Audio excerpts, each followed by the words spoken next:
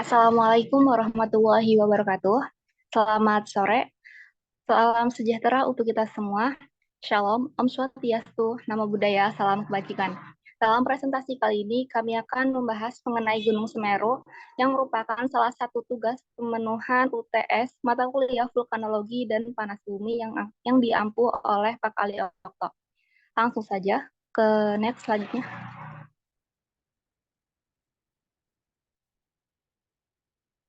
Adapun untuk anggota kelompok kami yaitu yang pertama ada Ade Mutia dengan NIM H1 C021058, kemudian Mehmet Aga dengan NIM H1 C021027, dan yang terakhir adalah saya sendiri dengan Nurul Aulia NIM H1 C021025. Next.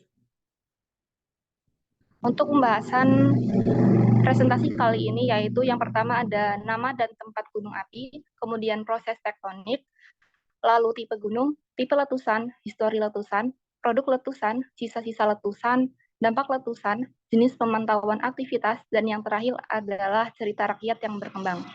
Next.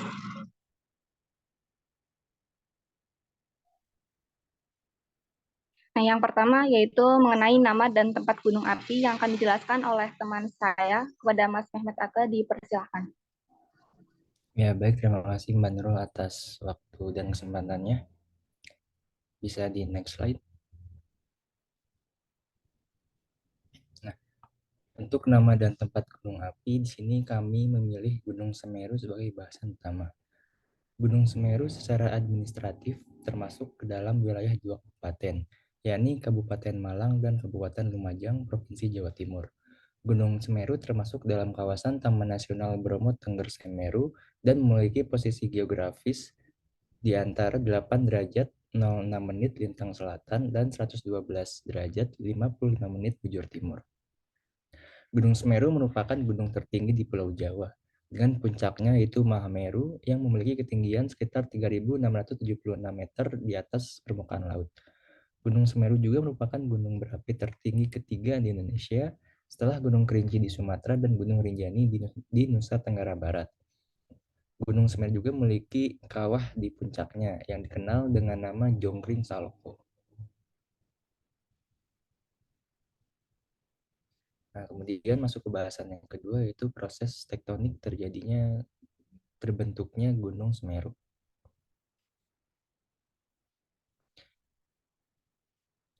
Terbentuknya Gunung Semeru diakibatkan adanya tabrakan antara lempeng Australia dari sebelah selatan dengan lempeng Eurasia dari sebelah utara. Nah, tabrakan kedua lempeng tersebut tepat berada di sebelah selatan Pulau Jawa. Akibat tabrakan antara lempeng Australia dan Eurasia tersebut, membentuk palung laut di sebelah selatan dan membentuk gunung api di sebelah utaranya. Lempeng Australia yang bergeser ke utara, kemudian menabrak lempeng Eurasia yang bergeser ke selatan. Lempeng Australia yang berada di selatan Pulau Jawa masuk ke dalam, sementara lempeng Eurasia yang berada di sebelah utara terangkat. Lempeng Australia yang masuk ke dalam bumi mengalami pelelehan atau melting. Lalu setelah mengalami pelelehan tersebut berubah menjadi magma, kemudian dari magma tersebut naik membentuk dapur magma dan kemudian akan menjadi gunung api.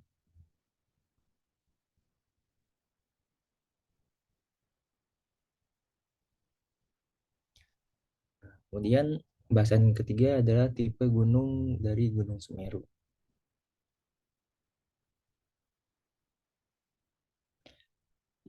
Gunung Semeru ini termasuk ke dalam jenis gunung api strato atau kerucut. Gunung api tipe strato ini merupakan gunung api yang tersusun oleh material hasil erupsi yang bersusunan secara berlapis-lapis. Lebih jauh lagi, material gunung api yang menyusun gunung api tipe strato ini biasanya terdiri atas material klastik gunung api atau piroklastik, lava, dan lahar. Pada tubuh gunung api tersebut juga terdapat rusuk-rusuk gunung api yang dibentuk oleh batuan beku intrusi dangkal seperti intrusi gang, sil, lakolit, dan lapolit. Gunung api ini dicirikan dengan bentukan lereng berundak dengan morfologi kerucut simetri dan tubuh yang besar. Singkatnya, gunung api strato atau kerucut ini terjadi karena adanya letusan dan lehan atau eksplosif dan efusif yang terjadi secara terus-menerus dan bergantian. Sehingga gunung ini membentuk suatu kerucut yang lerengnya berlapis-lapis akibat letusan-letusannya yang berulang-ulang. Kemudian bahasan yang keempat yaitu ada tipe letusan dari Gunung Semeru. Letusan Gunung Semeru memiliki tipe vulkanik dan strombolian. Jenis vulkanik ini yaitu jenis letusan gunung api berupa letusan eksplosif yang mampu menghancurkan kubah dan lidah lava yang terbentuk sebelumnya. Kemudian pada saat yang bersamaan, sifat letusan strombolian biasanya dimanifestasikan dengan pembentukan kawah dan lava baru. Letusannya diindikasikan dapat menghasilkan ledakan seperti bom, namun dentumannya relatif kecil. Letusan ini hanya melepaskan sejumlah kecil abu teper dan tidak menghasilkan aliran lava. Demikian dapat saya jelaskan di sini. Saya kembalikan ke moderator.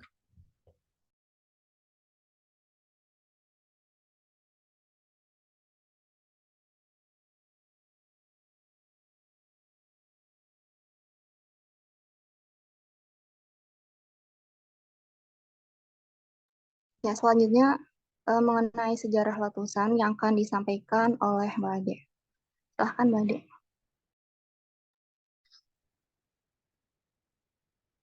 Ya, baik. Selanjutnya yaitu mengenai sejarah letusan. Ya, berdasarkan data dari Pusat Vulkanologi dan Mitigasi Bencana Geologi atau PVMBG, letusan Gunung Semeru tercatat pertama kali pada tahun 1818 dan terus menunjukkan aktivitasnya hingga beberapa tahun belakang. Dalam rentang waktu dari 1941 sampai dengan 1818 sampai dengan 1913 tidak banyak informasi yang terdokumentasikan. Namun pada tahun 1941 sampai dengan 1942 mulai terekam aktivitas vulkanik dengan durasi yang panjang, yaitu tepatnya pada 21 September 1941 sampai Februari 1942. Saat itu letusan sampai di lereng sebelah timur dengan ketinggian 1.400 hingga 1.775 meter. Lalu selanjutnya beberapa aktivitas vulkanik tercatat beruntun dari tahun 1945 sampai dengan 1960 dan juga disusul pada tanggal 1 Desember 1977 yang berupa guguran lava dan juga awan panas. Dan PVMBG juga mencatat aktivitas vulkanik Gunung Semeru pada 1990, 1992, 1994, 2002, 2004, 2005, 2007, dan 2008. Dan pada tahun 2008 ini tercatat beberapa kali erupsi, yaitu pada rentang 15 Mei hingga 22 Mei 2008. Dan yang terbaru yaitu pada Februari sampai dengan Maret 2023. Selanjutnya yaitu tentang produk letusan. Adapun produk letusan Semeru dapat dikelompokkan menjadi dua, yaitu produk yang berasal dari lubang letusan pusat dan produk yang berasal dari letusan samping. Hal tersebut didasarkan pada peta geologi Kompleks Gunung Semeru, Jawa Timur yang dibuat oleh Sutawijaya dan kawan-kawan pada tahun 1996. Beberapa produk dari lubang letusan pusat atau dari puncak Gunung Semeru itu, yang pertama ada satuan batuan aliran lava yang umumnya merupakan lava basal, lalu ada satuan batuan aliran piroklastik yang merupakan yang di situ ditemukan basaltik sampai dengan andesitik, lalu ada satuan batuan jatuhan piroklastik, lalu beberapa satuan batuan endapan guguran dan lahar sebagai endapan sekunder. Untuk produk yang berasal dari letusan samping itu yang pertama ada aliran lava Tawon Songo yang berupa lava andesit, lalu ada aliran lava Leker berupa lava andesit juga, lalu ada aliran lava Wonorejo yang merupakan lava basal, lalu aliran lava Bantengan dan endapan kerucut sinder Totogan Malang yang merupakan lapisan skoria. Untuk lebih lanjut, terkait produk dari letusan Gunung Semeru ini dapat dilihat pada peta geologi yang tadi di awal sudah disebutkan, yaitu peta geologi Kompleks Gunung Semeru yang dibuat oleh Sutawijaya tahun 1996. Selanjutnya yaitu sisa-sisa letusan. sisa-sisa letusan Gunung Semeru di sini yang akan dijelaskan yaitu terdapat dua produk. Yang pertama merupakan mar dan kaldera. Untuk mar ditemukan sekurang-kurangnya 5 buah mar di sekitar Gunung Semeru, yaitu yang pertama ada Mar Ranupani, lalu Ranu Regulo, lalu Ranu Kumbolo, Ranu Pakis, dan Ranu Darungan. Semua mar tersebut berisi air dan mempunyai diameter antara 200 meter sampai dengan 1000 meter. Di sini ada gambar Ranu Kumbolo yang merupakan salah satu dari 5 mar tersebut yang cukup populer di kalangan para pendaki. Di sini ada gambarnya. Lalu selanjutnya itu ada produk letusan berupa kaldera. Di sekitar Gunung Semeru Jambangan terdapat dua kaldera, yaitu yang pertama ada kaldera Jambangan dan yang kedua ada kaldera Ajek-Ajek. Di sini yang pertama ini ada gambar kaldera Jambangan. Dan selanjutnya topik terkait dampak letusan dan seterusnya akan disampaikan oleh rekan-rekan saya. Terima kasih.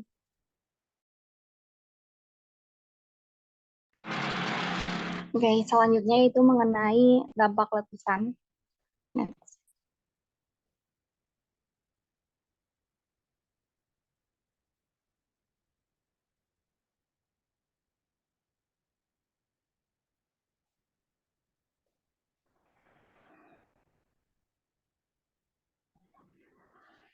Next slide.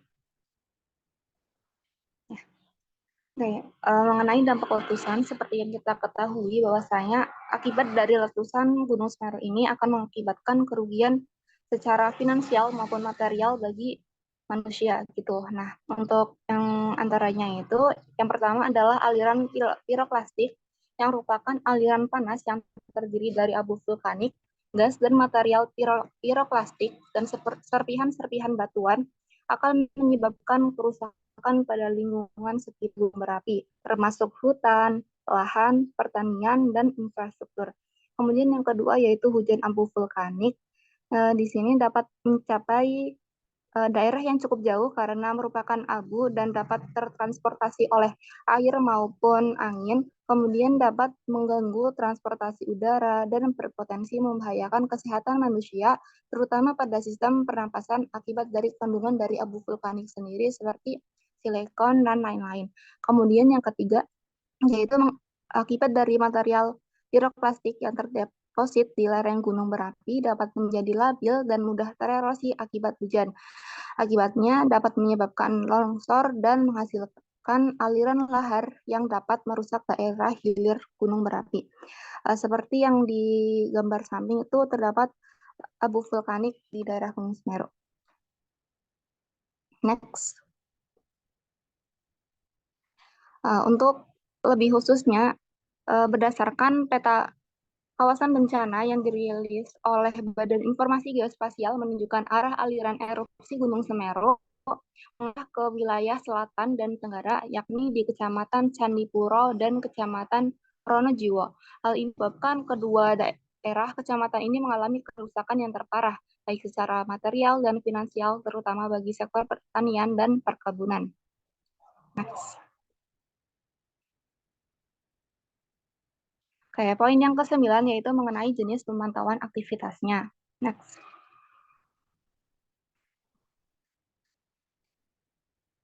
Untuk jenis pemantauan aktivitas Gunung Semeru itu sama seperti halnya gunung berapi lainnya, yaitu yang pertama melalui pemantauan seismik.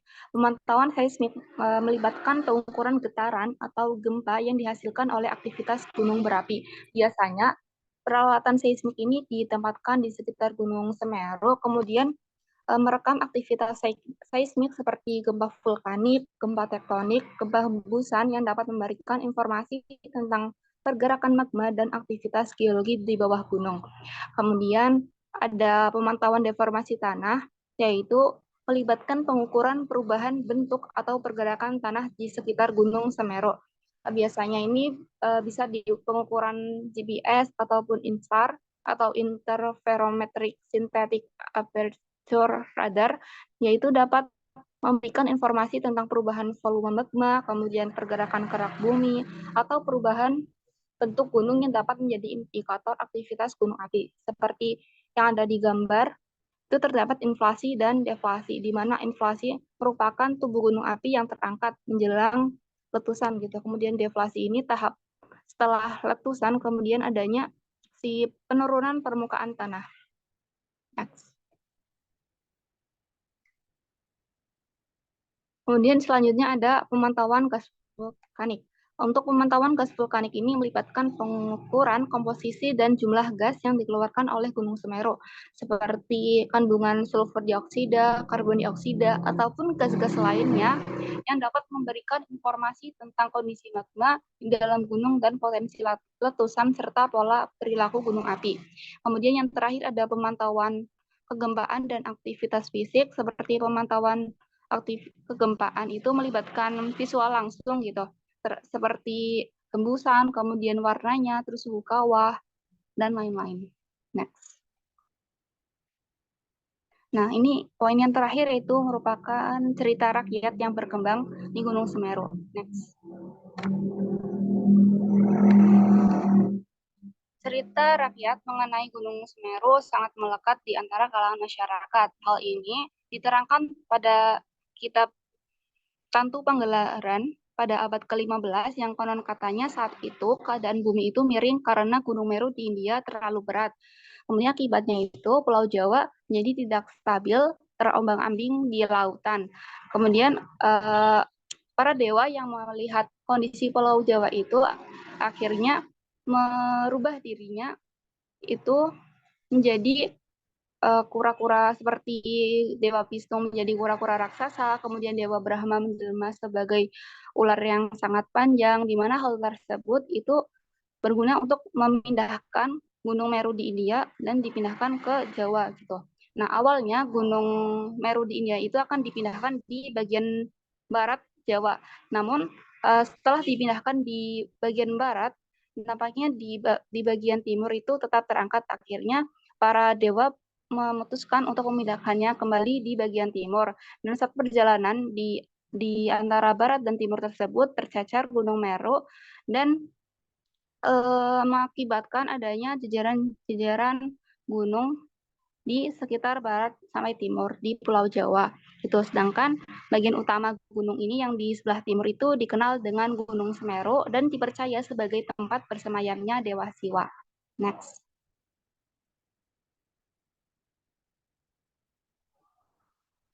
Nah, ini untuk cerita riasannya itu Resi Pasopati adalah penyebar Hindu di Jawa yang disebut-sebut moksa di Gunung Semeru. Menurut masyarakat Hindu di Bali dan Jawa, pemindahan Gunung Meru merupakan pemindahan kahyangan para dewa dan nilai-nilai luhur dalam agama Hindu.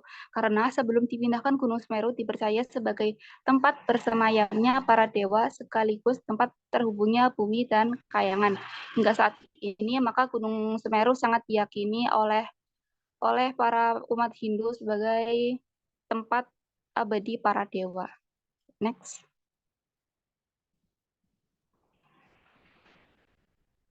Oke, untuk mungkin sekian dari presentasi kami, kurang lebihnya mohon maaf.